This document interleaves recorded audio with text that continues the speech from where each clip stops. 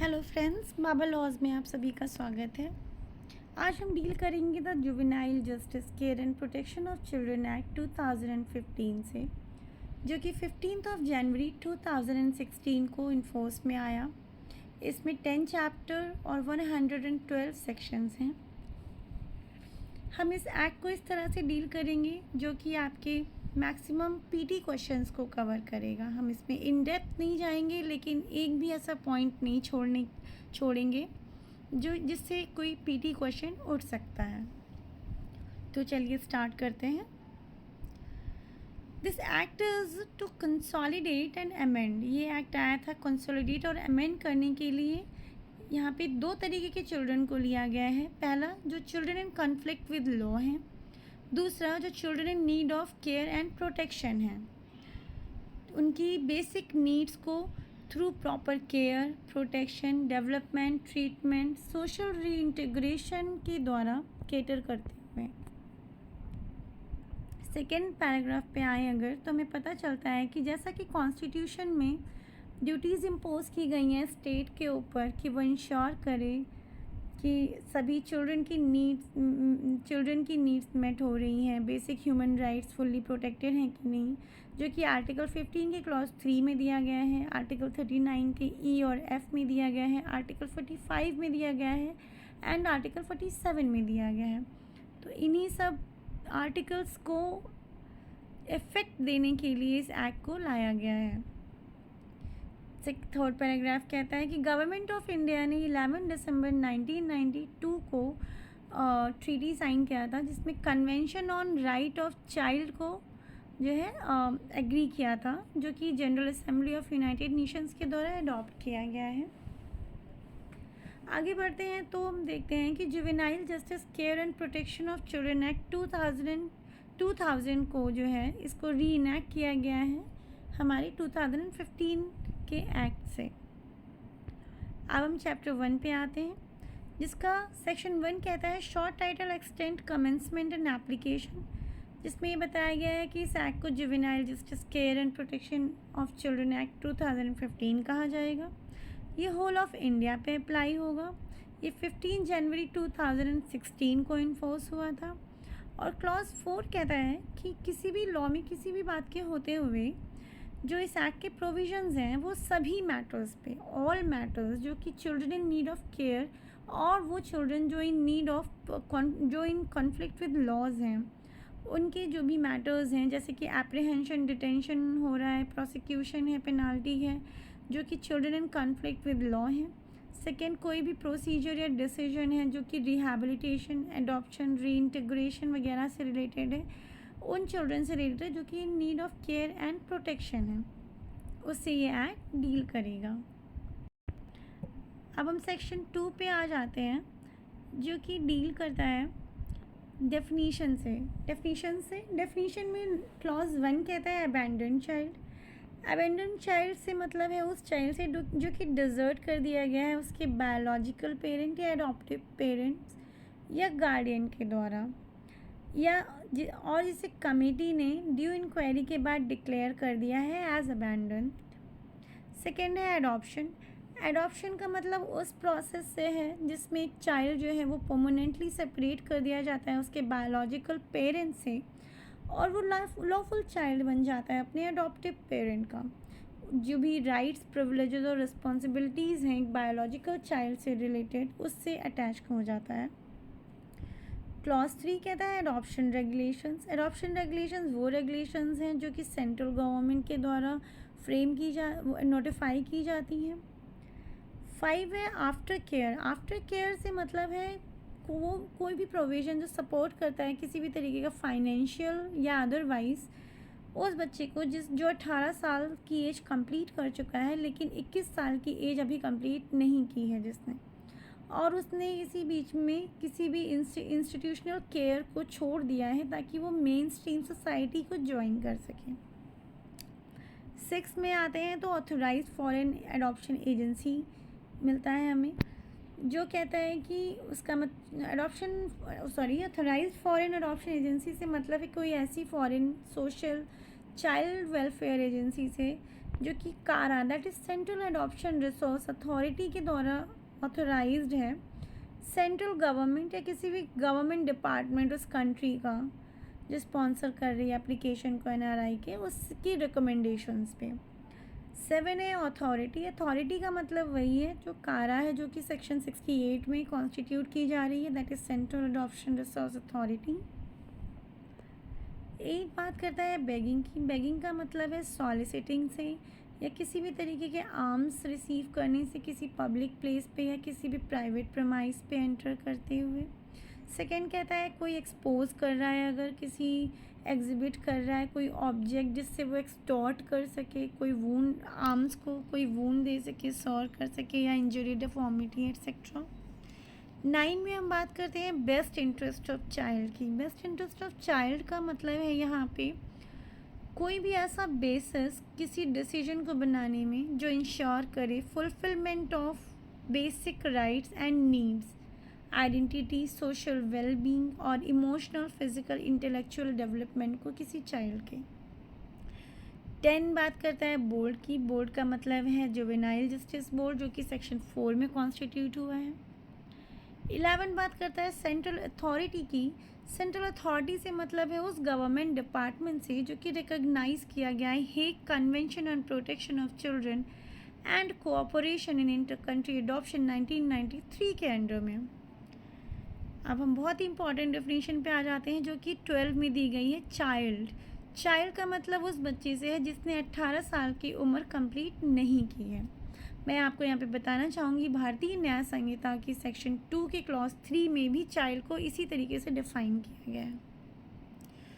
Clause 13 कहता है child in conflict with loss. Child in conflict with loss का मतलब है वो चाइल्ड जिसके ऊपर एलिगेशन है या जो फाउंड होता है कि उसने कोई ऑफेंस कमिट किया है और उसने 18 साल की उम्र कंप्लीट नहीं की है। ध्यान रखिएगा on the date of commission of such offence. Commission के टाइम पे 18 साल पूरी नहीं होनी चाहिए। 14 में child in need of care and protection. इसका मतलब है उस बच्चे से जो विदाउट एनी होम पाया जाता है या किसी सेटल प्लेस के बिना पाया जाता है। सेकंड है किसी ऐसी लेबर लॉज के कॉन्ट्रोवेंशन में कहीं पे भी काम करते हुए पाया जाता है, बेगिंग करते हुए या स्ट्रीट्स पे रहते हुए पाया जाता है।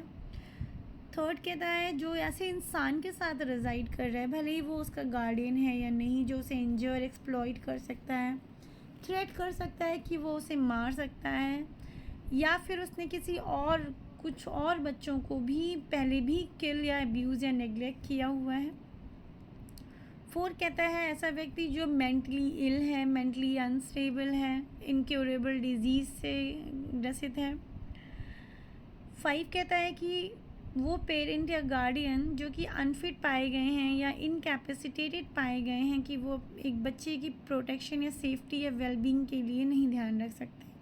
6 बहुत ही इम्पॉर्टेंट हो जाता है बच्चों, क्योंकि ये 1 सितंबर 2022 को सब्स्टिट्यूट किया गया था, जिसमें कहा गया है ऐसा बच्चा जिसके पेरेंट्स नहीं हैं और कोई भी उसकी केयर करने के लिए या तो विलिंग नहीं है, इच्छुक नहीं है या कर नहीं सकता, उसे अबैंडन कर दिया गया है या सरेंडर कर दिया गया है।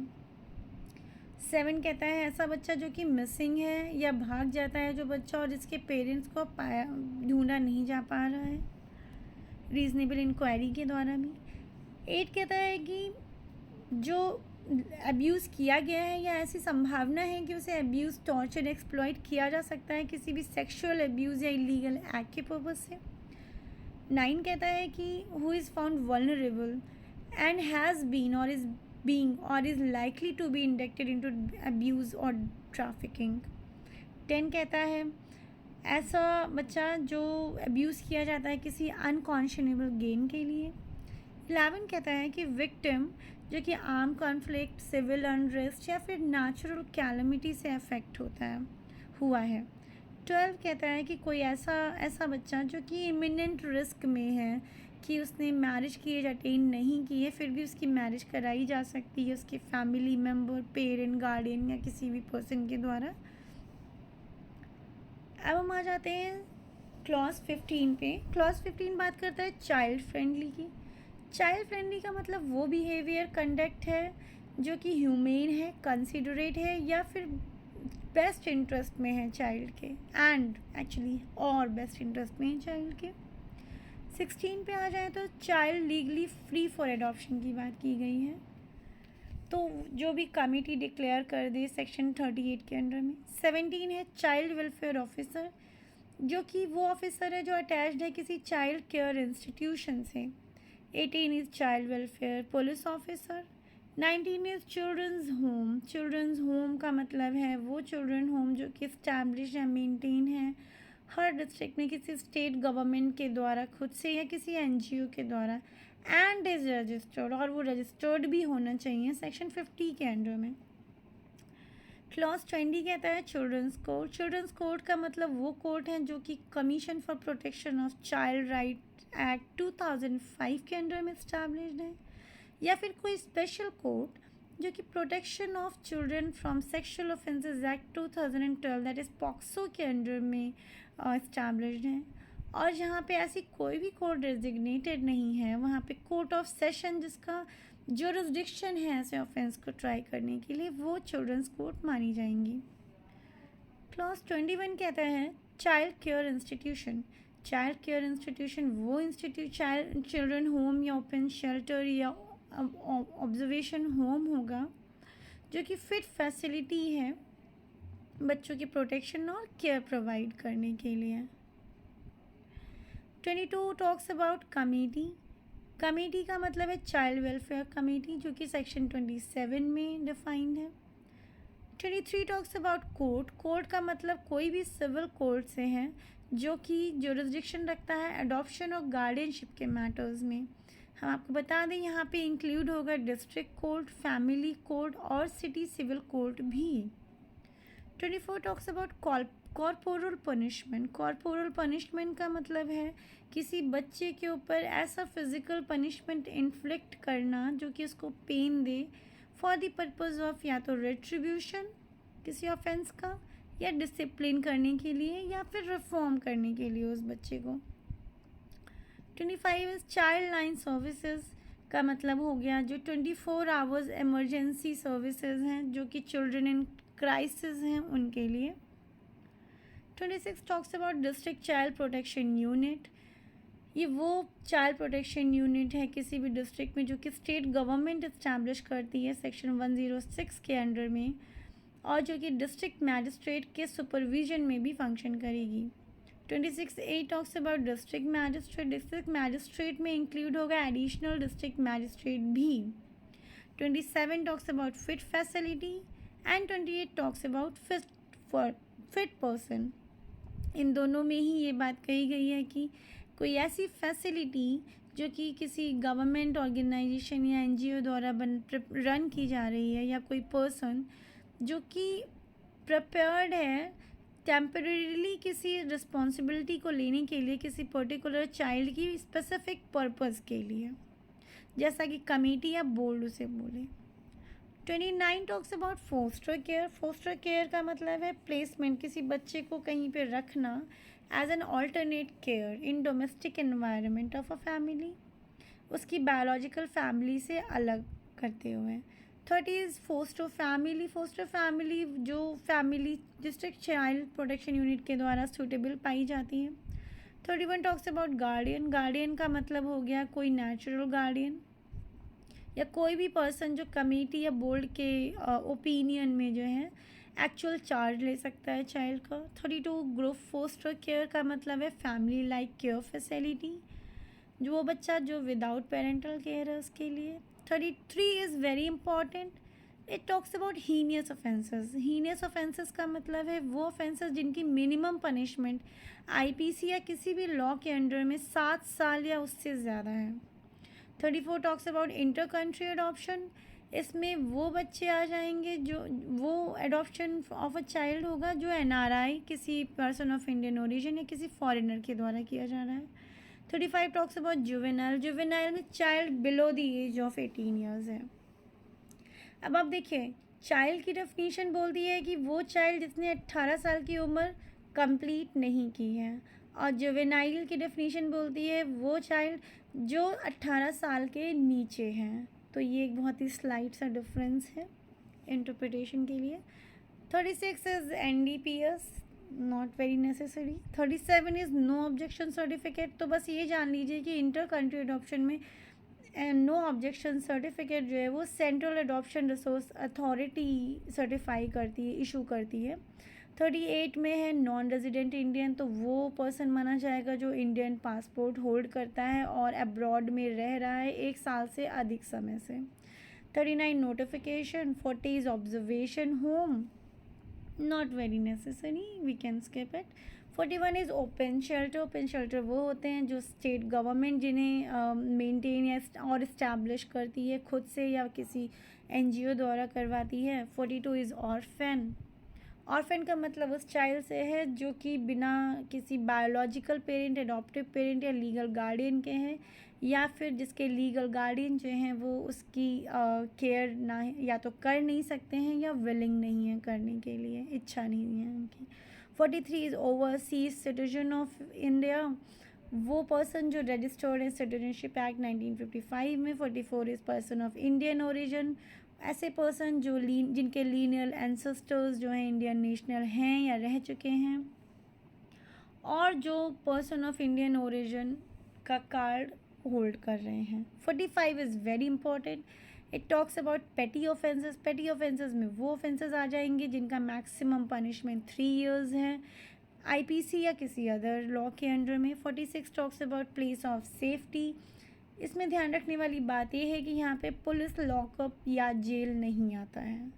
47 prescribe. 48 is probation officer. Probation officer में वो ऑफिसर्स आते हैं जो कि स्टेट गवर्नमेंट के द्वारा अपॉइंट किए गए हैं प्रोबेशन ऑफ ऑफेंडर्स एक्ट 1958 के अंडर में, या फिर legal come of probation officers जिन्हें डिस्ट्रिक्ट चाइल्ड प्रोटेक्शन यूनिट के अंडर में अपॉइंट किया गया है। 49 is prospective adaptive parent, not very important. 50 is public place. वो वही मीनिंग होगा जो इमोरल ट्रैफिक प्रिवेंशन एक्ट 1956 में असाइन किया गया है। अब हम सीधा आ जाते हैं 54 पे। 52 एक बार देख लीजिए। रिलेटिव में वो बच्चे, वो रिलेशंस होंगे जो पैरेंटल या पैटर्नल या मैटर्नल, अंकल या आंट, पैटर्नल या मैटर्नल ग्रैंड पेरेंट्स, वो रिलेटिव माने जाएंगे। 54 is very important. Talks about serious offences. Serious offences में वो ऑफेंसेस हैं जो IPC या किसी भी अदर एक्ट के अंडर में जिनका मिनिमम पनिशमेंट 3 years है और मैक्सिमम 7 साल से ज़्यादा नहीं है। B टॉक्स अबाउट जिसका मैक्सिमम पनिशमेंट 7 साल से ज़्यादा है लेकिन कोई मिनिमम पनिशमेंट नहीं है, या मिनिमम पनिशमेंट जो है वो 7 साल से कम प्रोवाइडेड है। 55 provides about special juvenile police unit. इसमें ध्यान रखिए रेलवे पुलिस भी आता है। 56 talks about special home, not important. 57 specialised adoption agency, वही एजेंसी जो स्टेट गवर्नमेंट खुद बनाए या NGO से बनवाती है किसी भी हाउसिंग के लिए ऑर्फन की, अबैंडन्ड या सरेंडर्ड चिल्ड्रन की, कमेटी के ऑर्डर्स पे। 58 इज़ स्पॉन्सरशिप। वो सप्लीमेंट्री सपोर्ट होगा किसी फैमिली को कि वो मेडिकल, एजुकेशन और डेवलपमेंटल नीड्स को कैटर कर सके किसी चाइल्ड के। 59 state government. 60 surrendered child. Surrendered child मतलब वो चाइल्ड जिसको रिलिंक्विश कर दिया गया उसके पेरेंट्स या गार्डियन के द्वारा, कमेटी को दे दिया गया है। 61 टॉक्स अबाउट कि वो सभी वर्ड और एक्सप्रेशन जो यहाँ डिफाइन नहीं हैं और किसी अदर एक्ट में डिफाइन है तो उनका वही मतलब होगा जो उस एक्ट में दिया गया है।